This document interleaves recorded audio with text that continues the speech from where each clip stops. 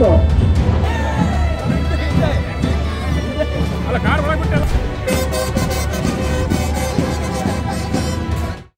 ಜನ್ಮಭೂಮಿಯಲ್ಲಿ RSS ಐತಿಹಾಸಿಕ ಪಥಸಂಚಲನ. ಐತಿಹಾಸಿಕ ಪಥಸಂಚಲನ ನೋಡಿ ಇಡೀ ಗಂಗಾವತಿ ಸ್ತಬ್ಧ. ಪಥಸಂಚಲನ ನೋಡಿದ ಜನರಿಗೆ ರೋಮಾಂಚನದ ಅನುಭವ. ಆರ್ಎಸ್ಎಸ್ ಶತಮಾನೋತ್ಸವ ಹಿನ್ನೆಲೆ ಹನುಮ ಜನ್ಮಭೂಮಿ ಗಂಗಾವತಿಯಲ್ಲಿ ಆರ್ಎಸ್ಎಸ್ ಐತಿಹಾಸಿಕ ಪಥಸಂಚಲನ ನಡೆಸಿತು. ಇತಿಹಾಸದಲ್ಲಿ ಎಂದು ಇಷ್ಟು ದೊಡ್ಡ ಪ್ರಮಾಣದ ಪಥಸಂಚಲನ ಗಂಗಾವತಿಯಲ್ಲಿ ನಡೆದಿರಲಿಲ್ಲ. ಈಗ ನಡೆದ ಆರ್ಎಸ್ಎಸ್ನ ಐತಿಹಾಸಿಕ ಪಥಸಂಚಲನ ನೋಡಿ ಇಡೀ ಗಂಗಾವತಿ ಸ್ತಬ್ಧವಾಗಿತ್ತು.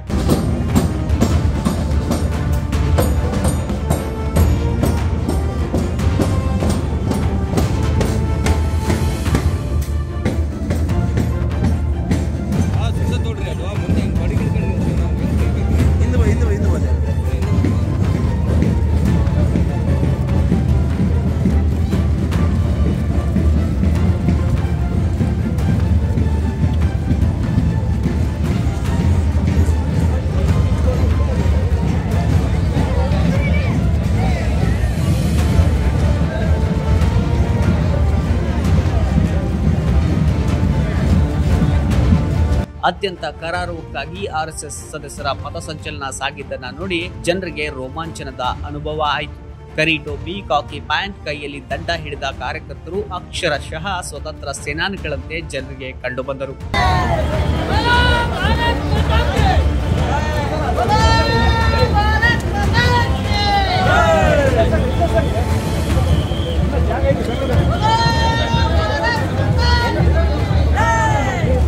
ಗಂಗಾವತಿಯ ಕುಟ್ಟೂರೇಶ್ವರ ಮಹಿಳಾ ಕಾಲೇಜಿನಿಂದ ಪಥಸಂಚಲನ ಆರಂಭವಾಗಿ ನಗರದ ಪ್ರಮುಖ ರಸ್ತೆಗಳಲ್ಲಿ ಗಣವೇಷಧಾರಿಗಳು ಸಂಚರಿಸಿದರು.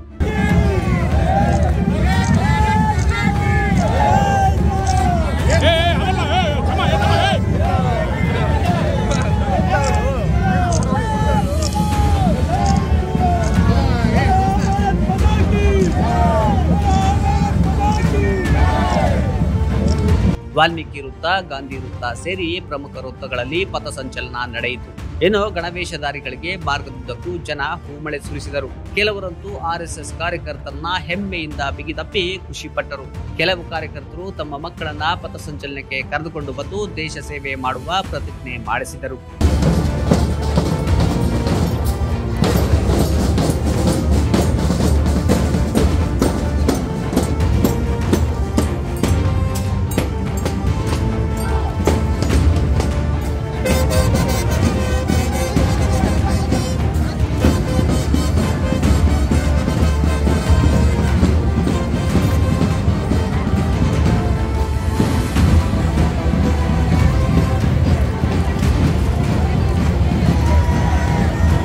ಪಥಸಂಚಲನದಲ್ಲಿ ಗಂಗಾವತಿ ಶಾಸಕ ಗಾಲಿ ಜನಾರ್ದನ ರೆಡ್ಡಿ, ಮಾಜಿ ಸಂಸದ ಶಿವರಾಮಗೌಡ ಪಾಟೀಲ್, ಮಾಜಿ ಶಾಸಕ ಫರಣ್ಣ ಮನವಳ್ಳಿ ಸೇರಿ ನೂರಾರು ನಾಯಕರು ಭಾಗಿಯಾಗಿ ಹೆಮ್ಮೆಯ ಕ್ಷಣಕ್ಕೆ ಸಾಕ್ಷಿಯಾದರು.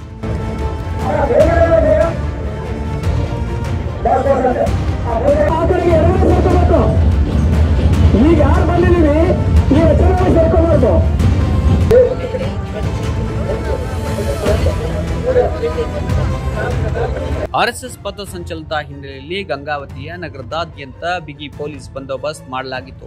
ಕೆಲವು ಪೊಲೀಸರಂತೂ ಆರ್ಎಸ್ಎಸ್ ಕಾರ್ಯಕರ್ತರ ಪಥಸಂಚಲನದ ವೇಳೆ ಸೆಲ್ಫಿ ತೆಗೆಸಿಕೊಂಡು ವಿಶೇಷವಾಗಿ ಸಂಭ್ರಮಿಸಿದರು.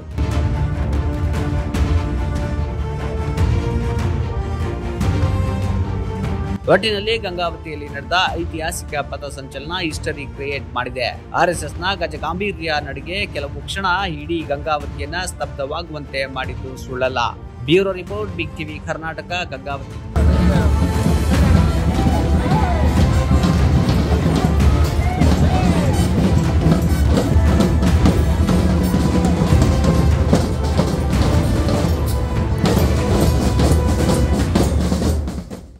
ಬಿಗ್ ಟಿವಿ ಕರ್ನಾಟಕ ಯೂಟ್ಯೂಬ್ ಚಾನಲ್ಗೆ ಈಗಲೇ ಸಬ್ಸ್ಕ್ರೈಬ್ ಮಾಡಿ.